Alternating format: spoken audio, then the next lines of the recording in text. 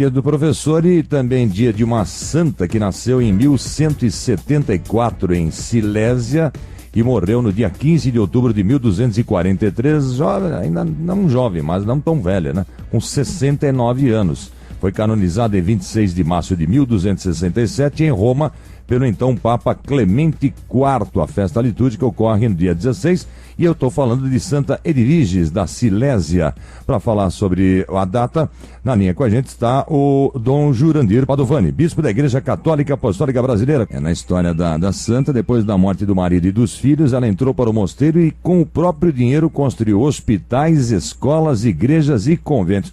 Agora, por que ela é considerada protetora dos endividados, Dom Jurandir? Veja bem, nós já conhecemos a história de Santa Edviges, toda a sua trajetória. É uma história muito longa, uma história muito bonita, muita coisa tem para se falar de Santa Edviges, né? Agora, ela é invocada como a protetora dos pobres, dos doentes, dos endividados, porque ela era muito rica, né? Uma senhora muito poderosa, e ela era desapegada de todos os bens materiais, porque a vocação dela sempre foi uma vocação religiosa, celibatária, não é? Sim. Mas ela obedeceu aos pais, que quis que ela se casasse, o pai até já havia prometido ela em casamento, né? Casou-se aos 12 anos de idade. Veja bem, ela não teve sequer a oportunidade, digamos assim, o direito de escolher aquilo que ela queria, mas não desobedeceu ao pai, foi fiel, foi obediente. De um grande passo para se chegar à santidade realmente é a obediência, né? Sim. Mas ela era possuidora de muitos bens, uma riqueza muito grande. Então ela se desfez de toda a sua riqueza, ela vendeu tudo e distribuiu entre os pobres, né? Os endividados, os doentes, E os presos para que também. pagasse as suas dívidas, porque naquele tempo a dívida era uma coisa muito séria, era um crime, ia para a cadeia, não é como hoje que dívida é moda, né? Antigamente a dívida era uma coisa muito séria. Então Santa Edviges se compadeceu destas pessoas e distribuiu os seus bens para que as pessoas pagassem as suas dívidas, pudessem ter uma vida mais digna, não é?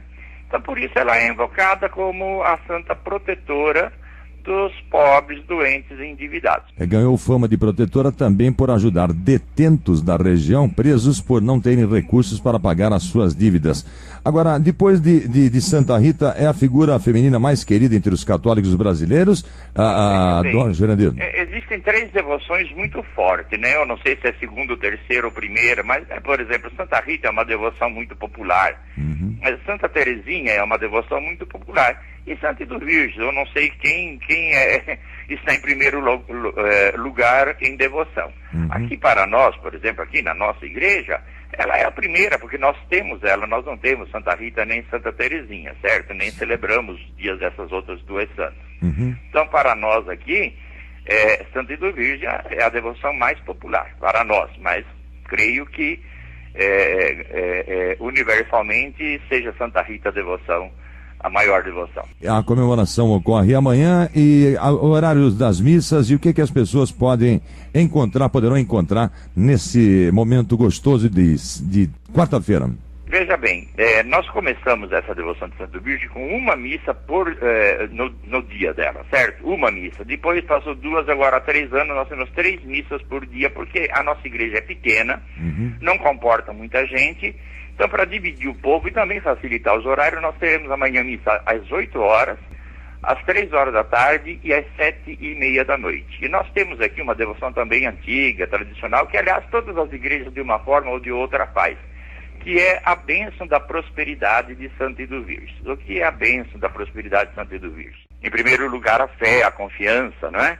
Em Deus Nosso Senhor, como Santa Edviges usou. E em segundo lugar, a caridade, porque a fé sem caridade é morta, a caridade sem fé é morta também. Falando mais sobre Santa Edviges, falou Dom Jurandir Padovani, bispo da Igreja Católica Brasileira, cujo endereço em Jundiaí é Rua dos Bandeirantes 947, na Vila Municipal.